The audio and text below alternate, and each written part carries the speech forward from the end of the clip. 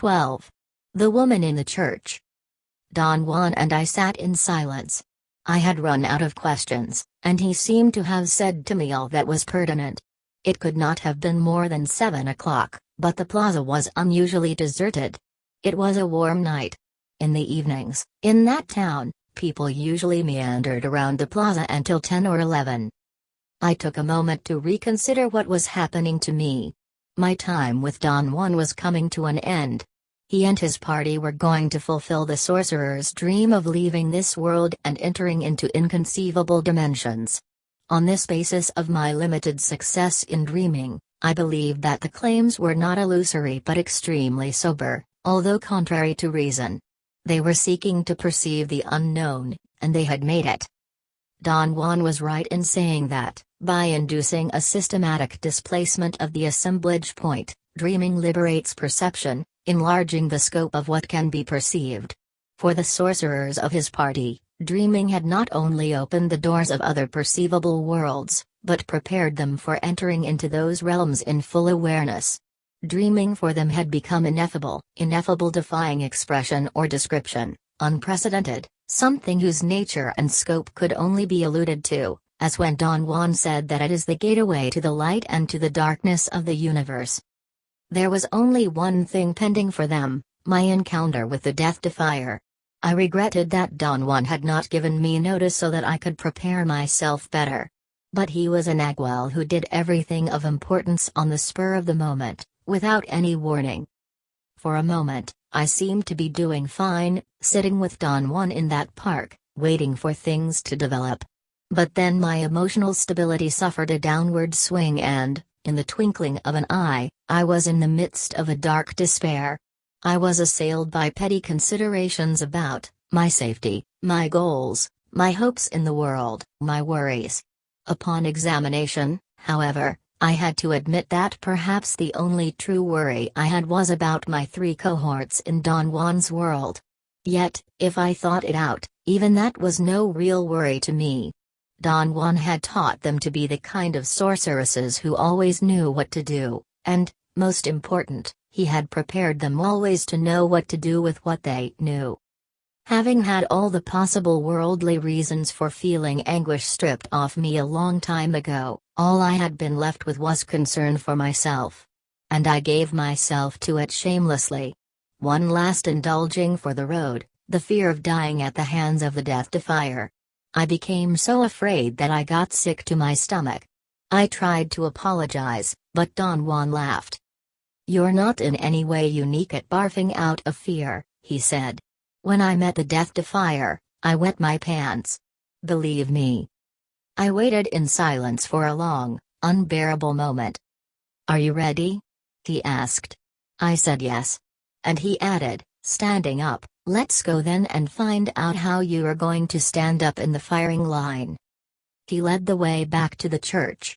To the best of my ability, all I remember of that walk, to this day, is that he had to drag me bodily the whole way. I do not remember arriving at the church or entering it. The next thing I knew, I was kneeling on a long, worn-out wooden pew next to the woman I had seen earlier. She was smiling at me. Desperately, I looked around, trying to spot Don Juan, but he was nowhere in sight. I would have flown like a bat out of hell had the woman not restrained me by grabbing my arm. "Why should you be so afraid of poor little me?" the woman asked me in English. I stayed glued to the spot where I was kneeling. What had taken me entirely and instantaneously was her voice. I cannot describe what it was about its raspy sound that called out the most recondite memories in me. It was as if I had always known that voice. I remained there immobile, mesmerized by that sound. She asked me something else in English, but I could not make out what she was saying. She smiled at me, knowingly. "It's all right," she whispered in Spanish. She was kneeling to my right. I understand real fear. I live with it. I was about to talk to her when I heard the emissary's voice in my ear. "That is the voice of Hermelinda, your wet nurse," it said. The only thing I had ever known about Hermelinda was the story I was told of her being accidentally killed by a runaway truck. That the woman's voice next to me would stir such deep, old memories was shocking to me. I experienced a momentary agonizing anxiety. "I am your wet nurse," the woman exclaimed softly. "How extraordinary! Do you want my breast?" Laughter convulsed her body. I made a supreme effort to remain calm, yet I knew that I was quickly losing ground and that in no time at all I was going to take leave of my senses. "Don't mind my joking," the woman said in a low voice. "The truth is that I like you very much. You are bustling with energy. And we are going to get along fine." Two older men knelt down right in front of us. One of them turned curiously to look at us. She paid no attention to him and kept on whispering in my ear. "Let me hold your hand," she pleaded. But her plea was like a command. I surrendered my hand to her, unable to say no. "Thank you. Thank you for your confidence and your trust in me," she whispered. The sound of her voice was driving me mad. Its raspiness was so exotic, so utterly feminine. Not under any circumstances would I have taken it for a man's voice laboring to sound womanly. It was a raspy voice, but not a throaty or harsh-sounding one. It was more like the sound of bare feet softly walking on gravel. I made a tremendous effort to break an invisible sheet of energy that seemed to have enveloped me. I thought I succeeded. I stood up, ready to leave, and I would have had not the woman also stood up and whispered in my ear, "Don't run away. There is so much I have to tell you." I automatically sat down, stopped by curiosity. Strangely, my anxiety was suddenly gone, and so was my fear. I even had enough presence to ask the woman, "Are you really a woman?" She chuckled softly, like a young girl. Then she voiced a convoluted sentence. "If you dare to think that I would transform myself into a fearsome man and cause you harm, you are gravely mistaken," she said, accentuating even more that strange, mesmeric voice. "You are my benefactor. I am your servant, as I have been the servant of all the Naguals who preceded you." Gathering all the energy I could, I spoke my mind to her. "You are welcome to my energy," I said. "It's a gift from me to you, but I don't want any gifts of power from you. And I really mean this." "I can't take your energy for free," she whispered. "I pay for what I get, that's the deal. It's foolish to give your energy for free." "I've been a fool all my life. Believe me," I said. "I can surely afford to make you a gift. I have no problem with it. You need the energy, take it. But I don't need to be saddled with unnecessaries. I have nothing and I love it." "Perhaps," she said pensively. Aggressively, I asked her whether she meant that perhaps she would take my energy, or that she did not believe I had nothing and loved it. She giggled with delight and said that she might take my energy since I was so generously offering it, but that she had to make a payment. She had to give me a thing of similar value. As I heard her speak, I became aware that she spoke Spanish with the most extravagant foreign accent. She added an extra phoneme to the middle syllable of every word. Never in my life had I heard anyone speak like that. "Your accent is quite extraordinary," I said. "Where is it from?" "From nearly eternity," she said and sighed. We had begun to connect. I understood why she sighed. She was the closest thing to permanent, while I was temporary. That was my advantage. The Death Defier had worked herself into a corner, and I was free. I examined her closely. She seemed to be between 35 and 40 years old.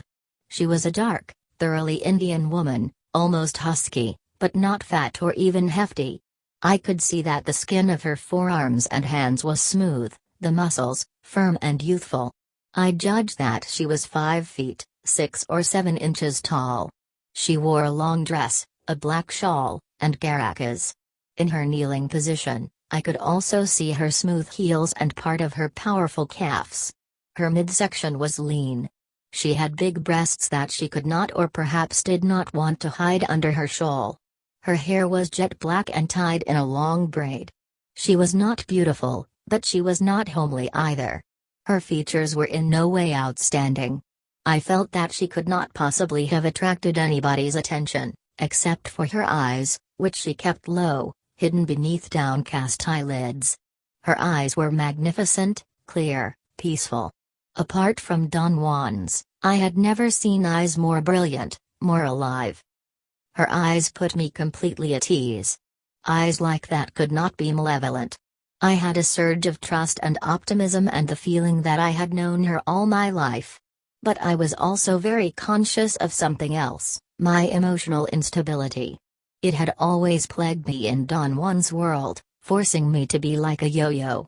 I had moments of total trust and insight only to be followed by abject doubts and distrust.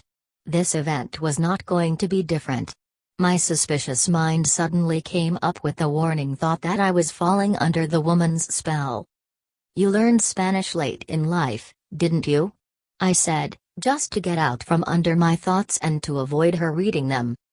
"Only yesterday," she retorted and broke into a crystalline laughter, her small, strangely white teeth shining like a row of pearls. People turned to look at us. I lowered my forehead as if in deep prayer. The woman moved closer to me. "Is there a place where we could talk?" I asked. "We are talking here," she said. "I have talked here with all the Naguals of your line. If you whisper, no one will know we are talking." I was dying to ask her about her age. But a sobering memory came to my rescue. I remembered a friend of mine who for years had been setting up all kinds of traps to make me confess my age to him. I detested his petty concern, and now I was about to engage in the same behavior. I dropped it instantly. I wanted to tell her about it, just to keep the conversation going. She seemed to know what was going through my mind. She squeezed my arm in a friendly gesture, as if to say that we had shared a thought. "Instead of giving me a gift, can you tell me something that would help me in my way?" I asked her. She shook her head. "No," she whispered. "We are extremely different. More different than I believed possible." She got up and slid sideways out of the pew. She deftly genuflected as she faced the main altar. She crossed herself and signaled me to follow her to a large side altar to our left. We knelt in front of a life-size crucifix. Before I had time to say anything, she spoke. "I've been alive for a very, very long time," she said. "The reason I have had this long life is that I control the shifts and movements of my assemblage point. Also, I don't stay here in your world too long. I have to save the energy I get from the Naguals of your line." "What is it like to exist in other worlds?" I asked. "It's like in your dreaming, except that I have more mobility. And I can stay longer anywhere I want. Just like if you would stay as long as you wanted in any of your dreams." "When you are in this world, are you pinned down to this area alone?" "No. I go everywhere I want." "Do you always go as a woman?" "I've been a woman longer than a man. Definitely, I like it much better. I think I've nearly forgotten how to be a man. I am all female." She took my hand and made me touch her crotch. My heart was pounding in my throat. She was indeed a female. "I can't just take your energy," she said, changing the subject. "We have to strike another kind of agreement." Another wave of mundane reasoning hit me then. I wanted to ask her where she lived when she was in this world. I did not need to voice my question to get an answer. "You're much, much younger than I," she said, "and you already have difficulty telling people where you live. And even if you take them to the house you own or pay rent on, that's not where you live. There are so many things I want to ask you, but all I do is think stupid thoughts," I said. "You don't need to ask me anything," she went on. "You already know what I know. All you needed was a jolt in order to claim what you already know. I am giving you that jolt." Not only did I think stupid thoughts, but I was in a state of such suggestibility that no sooner had she finished saying that I knew what she knew than I felt I knew everything, and I no longer needed to ask any more questions. Laughingly, I told her about my gullibility. "You're not gullible," she assured me with authority. "You know everything, because you're now totally in the second attention. Look around." For a moment, I could not focus my sight. It was exactly as if water had gotten into my eyes. When I arranged my view, I knew that something portentous had happened. The church was different, darker, more ominous, and somehow harder. I stood up and took a couple of steps toward the nave. Nave, the central area of a church. What caught my eye were the pews. They were made not out of lumber but out of thin, twisted poles. These were homemade pews, set inside a magnificent stone building. Also, the light in the church was different. It was yellowish, and its dim glow cast the blackest shadows I had ever seen. It came from the candles of the many altars. I had an insight about how well candlelight mixed with the massive stone walls and ornaments of a colonial church. The woman was staring at me. The brightness of her eyes was most remarkable. I knew then that I was dreaming and she was directing the dream. But I was not afraid of her or of the dream. I moved away from the side altar and looked again at the nave of the church. There were people kneeling in prayer there. Lots of them, strangely small, dark, hard people. I could see their bowed heads all the way to the foot of the main altar. The ones who were close to me stared at me, obviously, in disapproval. I was gaping at them and at everything else. I could not hear any noise, though. People moved, but there was no sound. "I can't hear anything," I said to the woman, and my voice boomed, echoing as if the church were a hollow shell. Nearly all the heads turned to look at me. The woman pulled me back into the darkness of the side altar. "You will hear if you don't listen with your ears," she said. "Listen with your dreaming attention." It appeared that all I needed was her insinuation. I was suddenly flooded by the droning sound of a multitude in prayer. I was instantly swept up by it. I found it the most exquisite sound I had ever heard. I wanted to rave about it to the woman, but she was not by my side. I looked for her. She had nearly reached the door. She turned there to signal me to follow her. I caught up with her at the portico.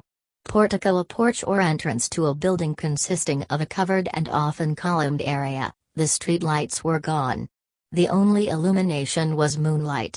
The facade of the church was also different, it was unfinished. Square blocks of limestone lay everywhere. There were no houses or buildings around the church. In the moonlight the scene was eerie. "Where are we going?" I asked her. "Nowhere," she replied.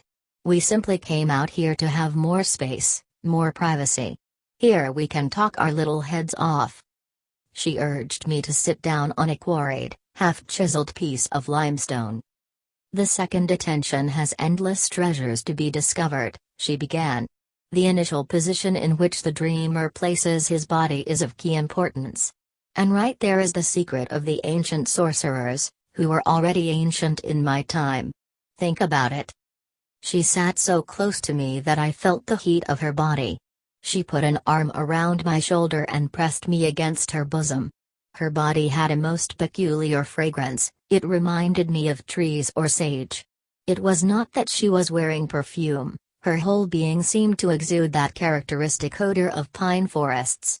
Also the heat of her body was not like mine or like that of anyone else I knew. Hers was a cool, mentholated heat, even, balanced. The thought that came to my mind was that her heat would press on relentlessly but knew no hurry. She began then to whisper in my left ear. She said that the gifts she had given to the Naguals of my line had to do with what the old sorcerers used to call the twin positions.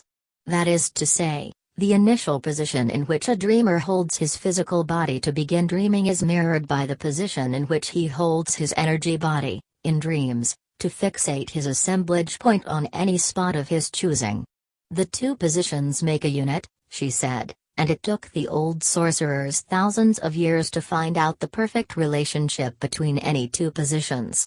She commented, with a giggle, that the sorcerers of today will never have the time or the disposition to do all that work, and that the men and women of my line were indeed lucky to have her to give them such gifts. Her laughter had a most remarkable, crystalline sound.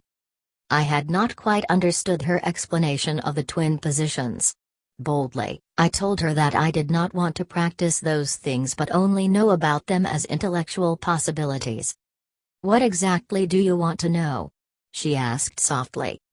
Explain to me what you mean by the twin positions, or the initial position in which a dreamer holds his body to start dreaming. I said. How do you lie down to start your dreaming? She asked. Any which way. I don't have a pattern.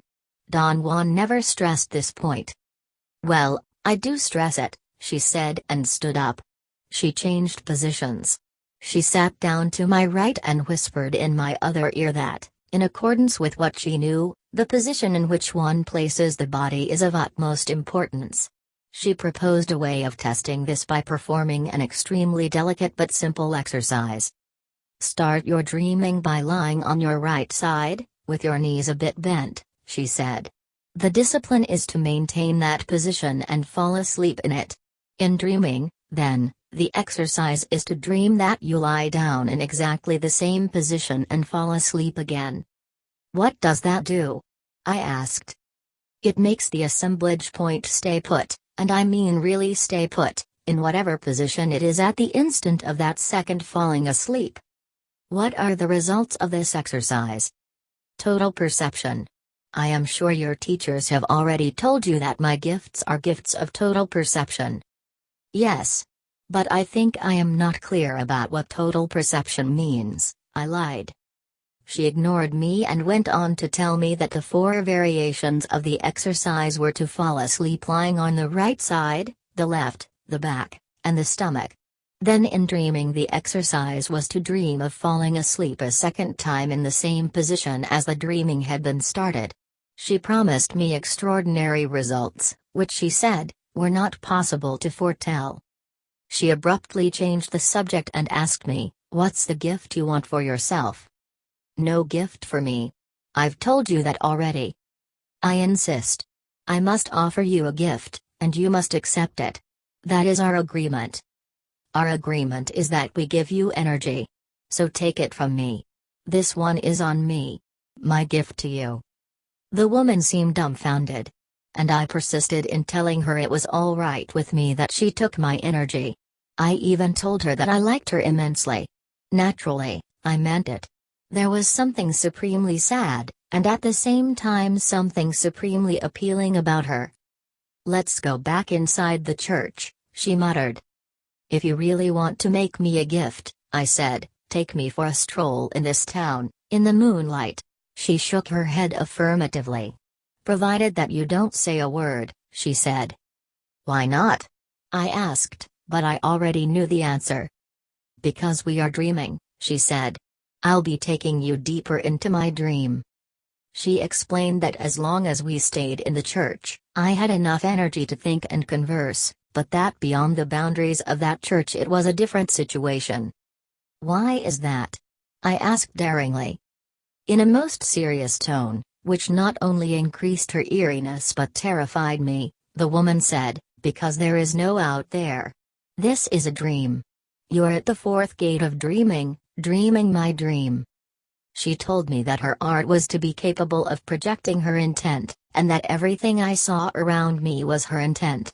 She said in a whisper that the church and the town were the results of her intent, they did not exist, and yet they did. She added, looking into my eyes, that this is one of the mysteries of intending in the second attention, the twin positions of dreaming. It can be done, but it cannot be explained or comprehended. She told me then that she came from a line of sorcerers who knew how to move about in the second attention by projecting their intent. Her story was that the sorcerers of her line practiced the art of projecting their thoughts in dreaming in order to accomplish the truthful reproduction of any object or structure or landmark or scenery of their choice. She said that the sorcerers of her line used to start by gazing at a simple object and memorizing every detail of it. They would then close their eyes and visualize the object and correct their visualization against the true object until they could see it, in its completeness, with their eyes shut. The next thing in their developing scheme was to dream with the object and create in the dream, from the point of view of their own perception, a total materialization of the object. This act, the woman said, was called the first step to total perception. From a simple object, those sorcerers went on to take more and more complex items.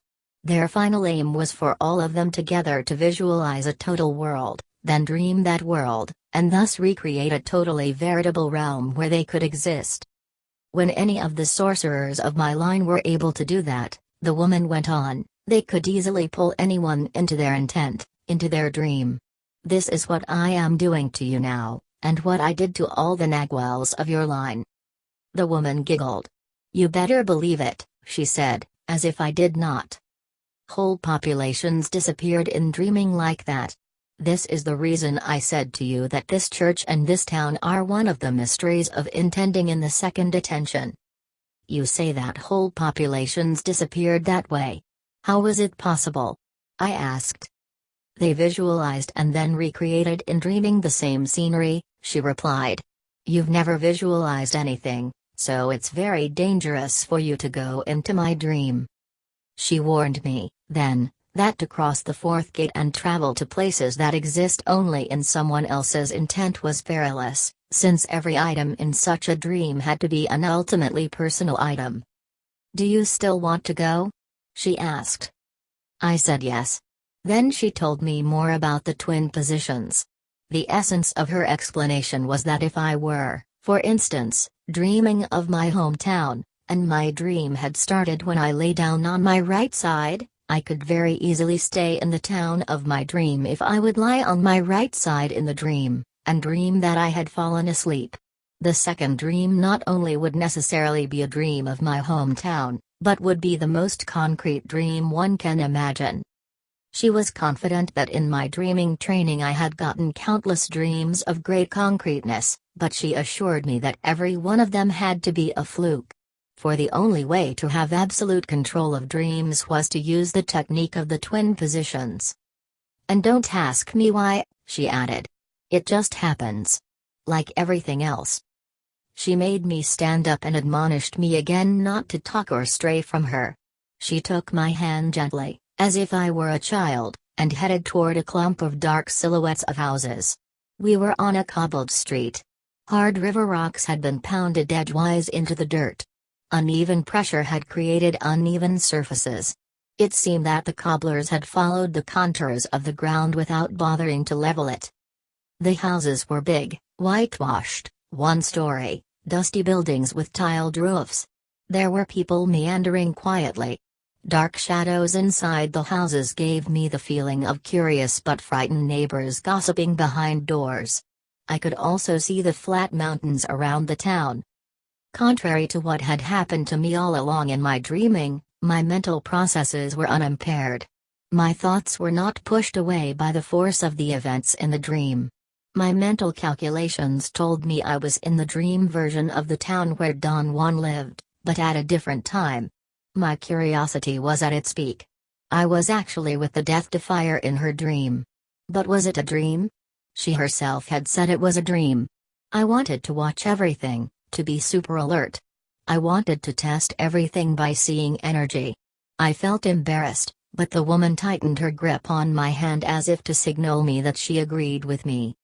Still feeling absurdly bashful, I automatically stated out loud my intent to see. In my dreaming practices, I had been using all along the phrase I want to see energy. Sometimes, I had to say it over and over until I got results. This time, in the woman's dream town, as I began to repeat it in my usual manner, the woman began to laugh. Her laughter was like Don Juan's, a deep, abandoned belly laugh. What's so funny? I asked, somehow contaminated by her mirth. Juan Mattis doesn't like the old sorcerers in general and me in particular, the woman said between fits of laughter. All we have to do, in order to see in our dreams, is to point with our little finger at the item we want to see. To make you yell in my dream is his way to send me his message. You have to admit that he's really clever. She paused for a moment, then said in the tone of a revelation, of course, to yell like an asshole works too. The sorcerer's sense of humor bewildered me beyond measure. She laughed so hard she seemed to be unable to proceed with our walk. I felt stupid. When she calmed down and was perfectly poised again, she politely told me that I could point at anything I wanted in her dream, including herself. I pointed at a house with the little finger of my left hand. There was no energy in that house. The house was like any other item of a regular dream. I pointed at everything around me with the same result. "Point at me," she urged me. "You must corroborate that this is the method dreamers follow in order to see."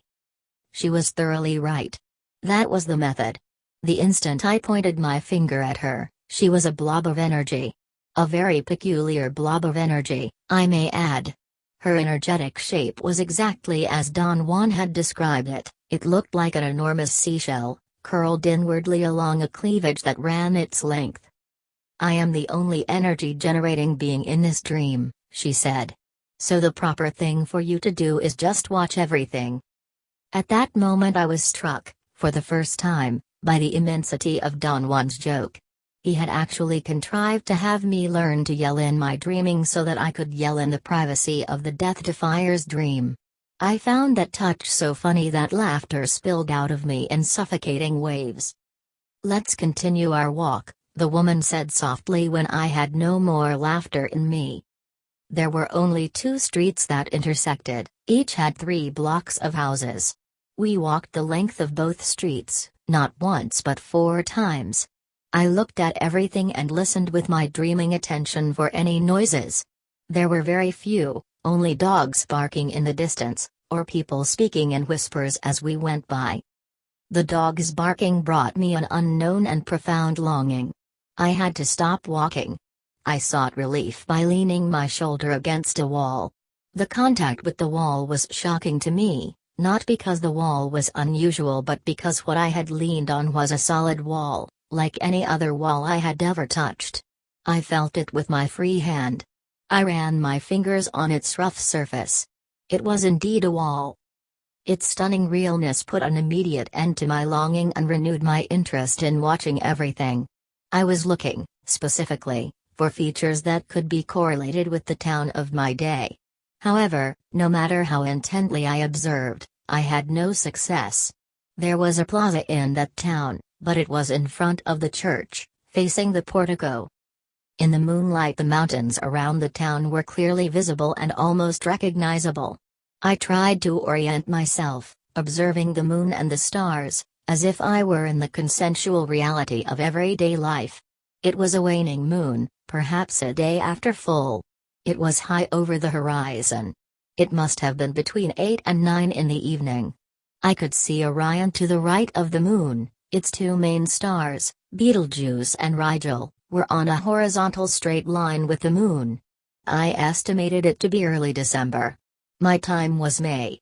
In May, Orion is nowhere in sight at that time.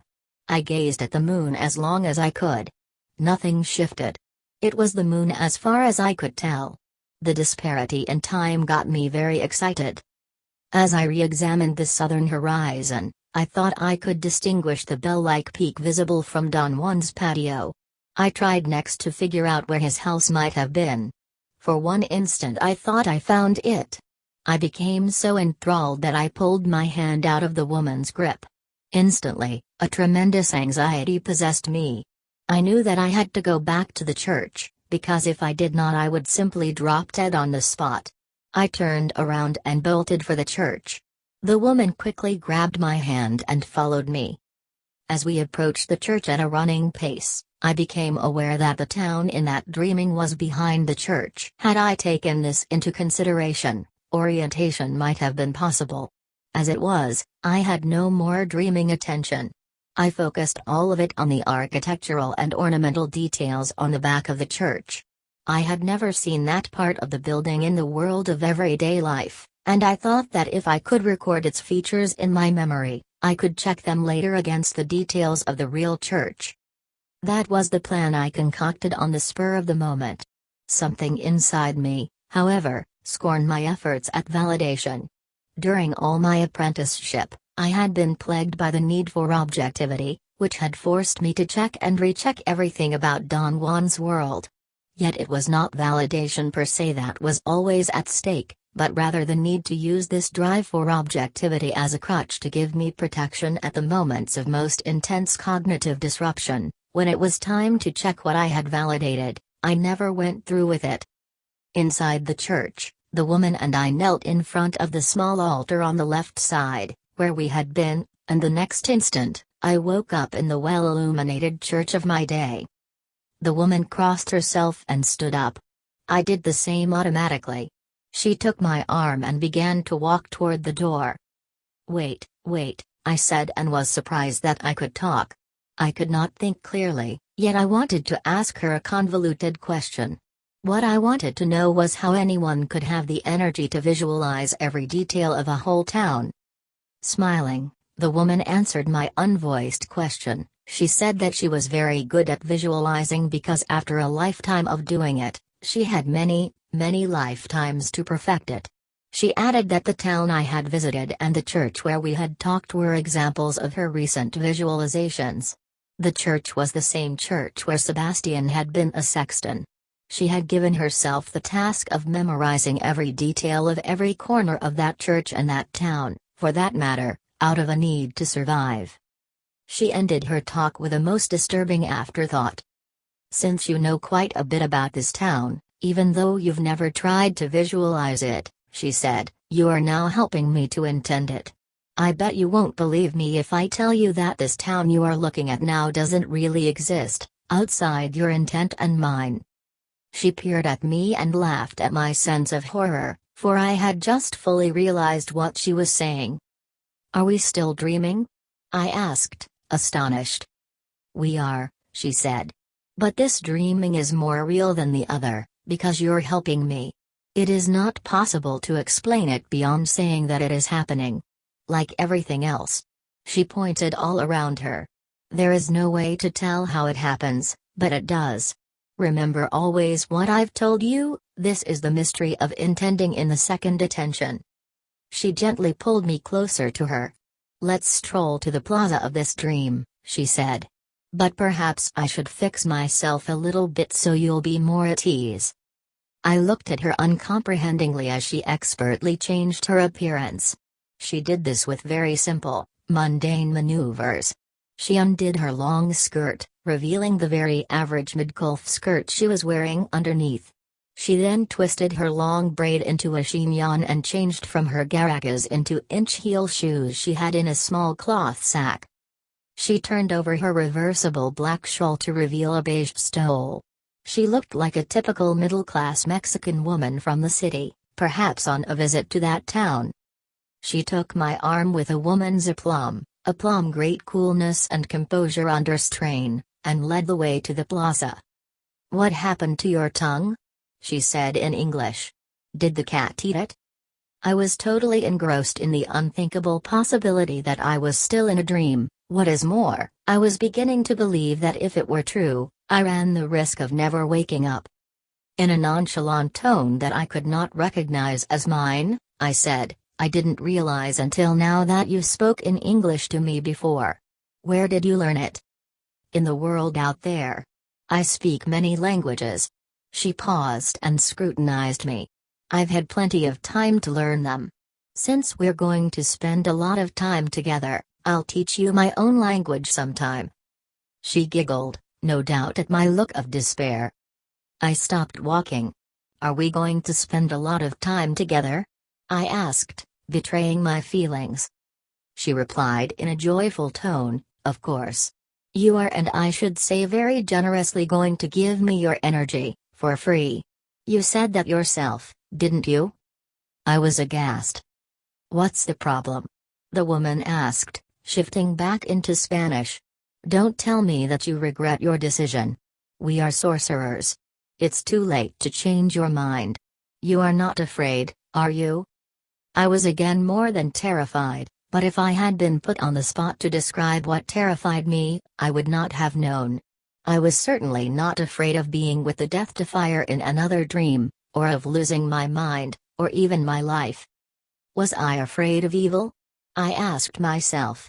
But the thought of evil could not withstand examination. As a result of all those years on the sorcerer's path, I knew without the shadow of a doubt that in the universe only energy exists. Evil is merely a concatenation of the human mind, overwhelmed by the fixation of the assemblage point on its habitual position. Logically, There was really nothing for me to be afraid of. I knew that, but I also knew that my real weakness was to lack the fluidity to fix my assemblage point instantly on any new position to which it was displaced. The contact with the Death Defier was displacing my assemblage point at a tremendous rate, and I did not have the prowess to keep up with the push. The end result was a vague pseudo-sensation of fearing that I might not be able to wake up. "There is no problem," I said. "Let's continue our dream walk." She linked her arm with mine, and we reached the park in silence. It was not at all a forced silence. But my mind was running in circles. How strange, I thought, only a while ago I had walked with Don Juan from the park to the church in the midst of the most terrifying normal fear. Now I was walking back from the church to the park with the object of my fear, and I was more terrified than ever, but in a different, more mature, more deadly manner. To fend off my worries, I began to look around. If this was a dream, as I believed it was, there was a way to prove or disprove it.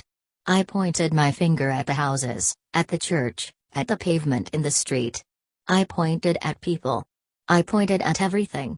Daringly, I even grabbed a couple of people, whom I seemed to scare considerably. I felt their mass. They were as real as anything I consider real, except that they did not generate energy. Nothing in that town generated energy. Everything seemed real and normal, yet it was a dream. I turned to the woman, who was holding on to my arm, and questioned her about it. "We are dreaming," she said in her raspy voice and giggled. "But how can people and things around us to be so real, so three-dimensional?" "The mystery of intending in the second attention," she exclaimed reverently.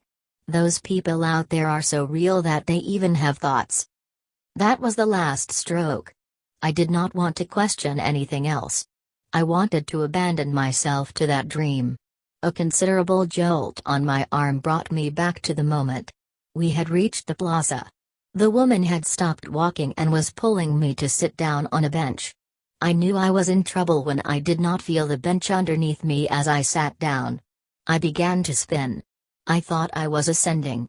I caught a most fleeting glimpse of the park, as if I were looking at it from above. "This is it!" I yelled.